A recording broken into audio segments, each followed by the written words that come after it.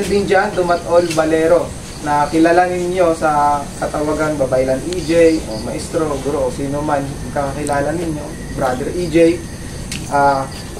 Ako po ay mayroong physical at spiritual parents ayon mismo sa banal na kasulatan ng Biblia o biblical narrative, na meron physical at spiritual parents. So ang aking physical parents ay ang aking ina, nagngangalang Emiliana Dumatol Valero. So siya po ay apo ni General Pantaleon Villegas. Ang side niya ay si General Pantaleon Villegas. So kung mataalala po natin, kung ating babalikan ang mga nangyari noong mga 90s pa, si General Pantaleon Villegas po ay gumaganap din sa spiritual, kagaya ng sa panggagamot at pagtulong sa kapwa. At ginamit din nila ang spiritual po na pamamaraan na ginagawa natin, yung pakubol o kabal na tinatawag, sa pakikipaglaban sa mga Espanyol o sa mga Kastila. No? Wala ako sa linya. Okay, ang aking tatay naman po, mga kapanalig, si Elmer Ulita Esmiliarin, na puro din espiritual ang kanilang side sa kanyang mga magulang. At sa kasalukuyan ay gumaganap pa rin siya bilang old tradisyon na pamamaraan sa gamutan. Hindi nga lang kagaya nitong ating upgraded na kumbati spiritual bilang mga kabaylan. So sa kanila, mga lumang pamamaraan. At sa mga dumaan na 2023 at 2024, ako po ay dumanas ng matinding pagsubok, emosyonal, pisikal, pinansyal, lahat po ng pagsubok na naggumunaw talaga sa mundo ko.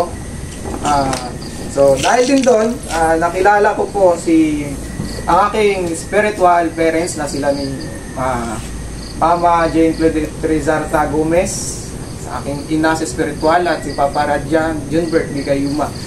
So sa pamamagitan nila, bakit nga ba ako nagka-interest na mag-connect sa kanila at bakit ba nila tayo tinutulungan? So ganito po yun, mga brother and sister, na mga hindi naunawaan, at lalo na yung mga past na issue natin sa pag-aaway-aaway doon sa BCP. So sila po ay ang nangangalaga ng Alliance in Mission for the Least Rich People Group Incorporated. At ang Alliance in Mission na yan ay connected din po sa aking ninuno na si General Pantaleon Villegas. Connected po yun, at ang nagpamana ng Chief Justice kay Papa Radja ay Villegas din, lolo ko rin sa side ng aking ina. At ang BCP natin, so kinonect na binuo ni Papa Radja, kasi ang pagiging babaylan natin, dala natin yung terminong team babaylan. So ganito yon. Bakit natin ginagamit ang terminong babaylan kung hindi naman tayo mga babaylan? At hindi natin alam na may kaakibat pala yun, nakaparusahan kapag tayo ay lubusang nakilala. At alam natin sa mga sarili natin na nakikilala na tayo ng unti-unti. So ang pinakamalaking views natin sa Facebook ay 7.4 million views. So paano pa kung lalo pang lumawak at lumaganap pa, kasi lumaganap na Luzon, Visayas, Mindanao sa ibang bansa. May Japanese pa. Paano pa kung Hapon. may bumisita pa na Hapon para i-dokumentary ang Team Babaylan? Paano nila nagagawa ganito, ganyan? So paano pa kung lalo pang lumaki at lumobo ng husto at sumabog at umabot ang ambon sa mga tribo na talagang pinagmulan ng terminong babaylan? So maaari pa tayong makasuhan, magmulta ng kumulang sa 100 to kalahating milyon o 500,000, at pagkakulong ng 9 na buwan at 12 na taon dahil sa paggamit nating terminong babaylan. At sa pamagitan nito, nilang aking spiritual mother and father, sila po ang nag-guide sa atin, ang tumulong sa ating BCP na panatiliin ang kultura at tradisyon at mga nasimulan ng ating mga ninuno. Ako po ay handa na at handang-handa na po sa lahat ng mangyayari at maging resulta ng mga bagay na pinagpatuloy na ito. At sana ganun din po ang bawat isa. Muli, mapagpalang gabi po sa ating lahat. Ito ay talagang manubo. Allah. Kahit tatang itong dato na pinagmulan nito, ito yung kayang tunawin ang bakal maging tubig. Si Dato Tagliong.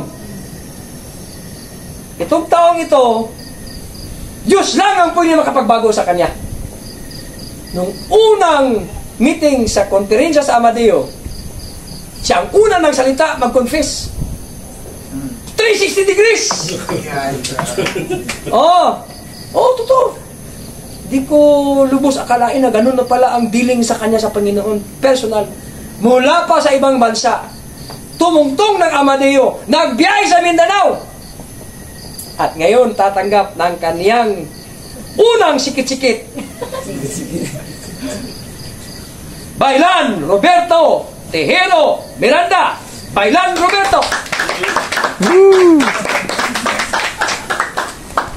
Siyempre, picture. Dito.